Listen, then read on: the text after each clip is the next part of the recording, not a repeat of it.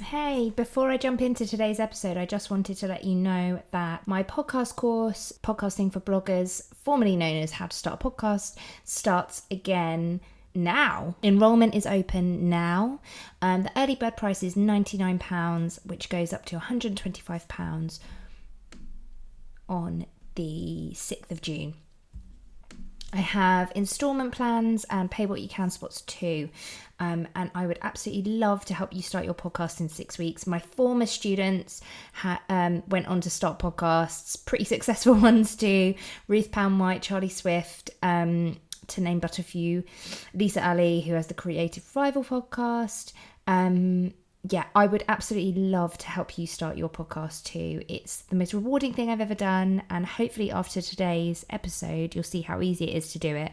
You don't need me, you could do all of this for free, but if you want someone to hold your hand and guide you through it all in 6 weeks through a combination of written resources, audio resources, and a super supportive Facebook community where you have a bit of one-to-one access with me, the course is definitely for you. Links to everything are in the show notes, or feel free to head to my website lucylucraft.com. Thank you.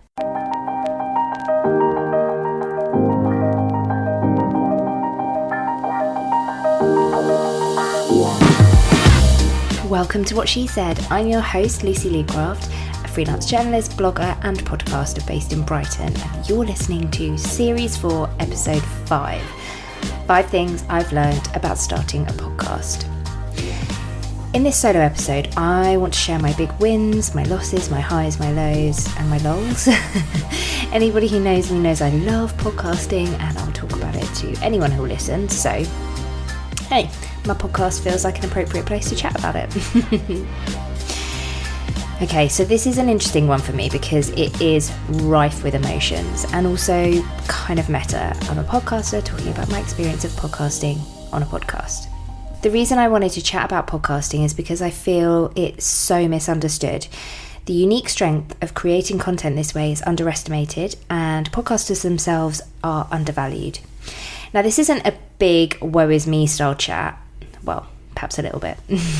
But it is going to be me chatting to you about the pros and cons of starting a podcast from my own experience as someone who's been doing it sustainably and successfully for over 2 years.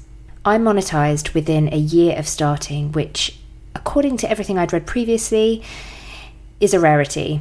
And I got into new and noteworthy on the Apple homepage, not my business or career section, within a week of launch. Again, apparently this is very hard to do. And now I publish to around 20,000 downloads monthly. Who knows how many subscribers?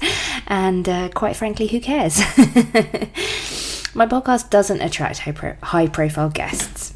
In fact, several have turned me down due to being too small for them. It doesn't make enough money to cover its costs because I decided against traditional sponsorship this season. And I don't turn listeners into sale each time I publish an episode like perhaps a Jenna Kutcher might. But do I consider myself and my podcast a success? Hell yeah.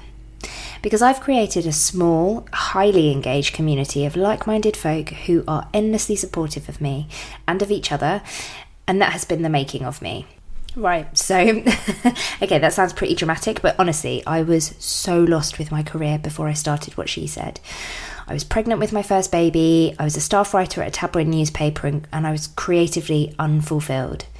I've been blogging for about 4 years, and while I tried to make it a full-time gig, I never managed to become one of those go-to bloggers for brand collabs and press strips. So I gave up and presumed I'd always be a 15k unique monthly viewers average.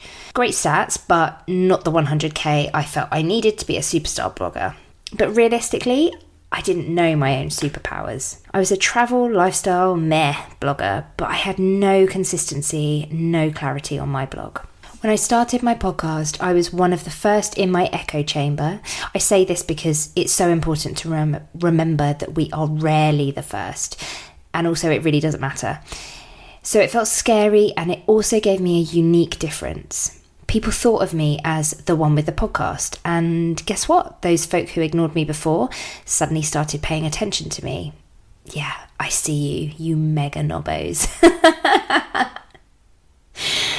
But what it really did was connect me to an audience I never thought I'd connect with. People who perhaps never read my blog started reading it. And then they followed me on Instagram and vice versa. It all felt really iterative. Every funnel I created content on flowed into one another naturally, which had never happened before. So for me, more than anything, I felt confident I'd started creating in a way that was right for me and my brand in inverted commas. And although it felt as though it was all accidental, in that I didn't plan anything and started the podcast totally intuitively, that somehow meant the content I created everywhere else slipped into place too. It all started making much more sense and I realised what I was good at. Even better, listeners were able to quickly connect with me on a more intimate level than they did through my blog. I was able to show what I knew and how I could help without pushing an agenda, which ironically meant that folks felt comfortable signing over their precious email addresses or actual hard cash too. Although that was never the goal of the podcast, this is exactly why so many brands and businesses start one. Wholeheartedly though, and I genuinely mean this, even if I never made a penny more in my business, I would still create the podcast, genuinely. Before I jump into the 5 things that I've learned from starting a podcast, I quickly want to jump in and talk about my blog of the week. This is where I share a blog I love and tell you why you might love it too. So without further ado, my blog of the week is No Andro Blog. Written by Erin, aka Rin, a 23-year-old children's nurse and mum of 2 who blogs all about the realities of single parenting, studying to be a children's nurse, and really important topics like universal credit and why it's so dangerous. I discovered her via Instagram, but I've quickly become addicted to her honest and affecting posts. Links to her blog are in the show notes. So back to the episode. So let's get into the 5 things that I've learned about starting a podcast. Now, I haven't scripted this next part, so it's going to get a bit rambly. Number 1, criticism is inevitable. So one of the things about starting a podcast is that, like I mentioned before, it's very intimate. And because of that, I think listeners feel very connected to you in a way that they perhaps don't on your blog, and they feel very comfortable demanding more content, better quality, etc, etc. And I've had my fair share of criticism, not much, not huge amounts, but human nature is that you always remember that one horrible bit of criticism over the 200 lovely things people say. So while I'm still kind of learning that criticism / feedback, I don't have to take it if I don't want to, and that sometimes it can be good, especially when it's constructive, I certainly feel more at ease with the fact that it's just inevitable. It's an inevitable part of podcasting and not to be frightened of. Number 2, content is king. Now, I say this to people who have done my podcasting group course, or people I consult for, or my podcast workshops. Content is king. If your content is mediocre, it doesn't matter how beautiful your audio is or how high profile your guests are, because there are so many podcasts out there. There are so many podcasts, and the bar is set much higher than in any other form of content creation. Or maybe that's not true, but it's set high anyway. Content is king. And actually, let's just replace the word king with content is just really bloody important. Number 3, audio is important. It's really annoying, but audio is important. But when I say that, I don't mean that it's more important than your content, and I don't mean that it has to be studio quality.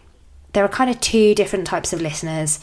Well, there are quite a few, but there are the people for whom audio is incredibly important, and they will switch off if it's not loud enough, if it's too loud, if it's jarring, whatever. But they are in the minority. And believe me, I've done a lot of research on this. I've done several talks on the matter, so I know what I'm talking about.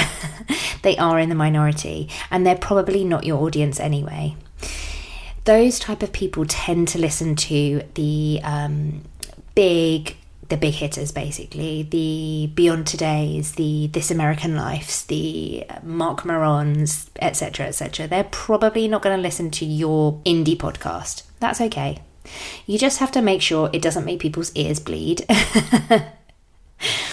Number 4, it's not as hard as you think.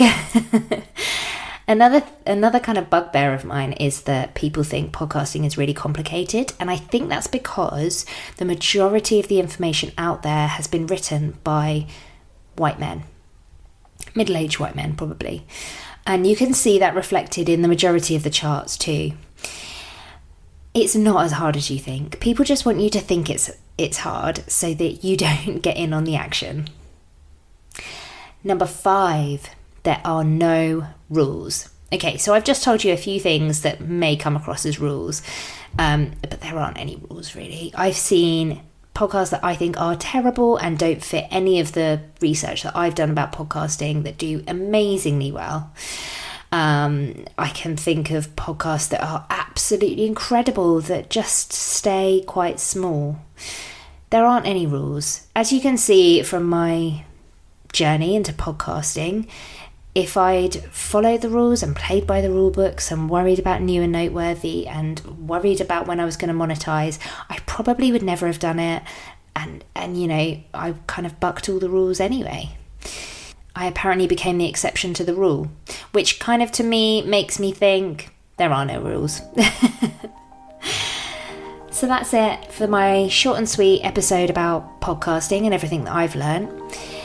If you would like to work with me one-to-one on starting your podcast, I do have some slots available. I've worked with lots of people in the past and you can see testimonials, etc. in the show notes. And yeah, I'd love to help you too. Lastly, I'd love a review for the podcast if you'd like, if you have the time. If you don't, no drama. I will see you next week.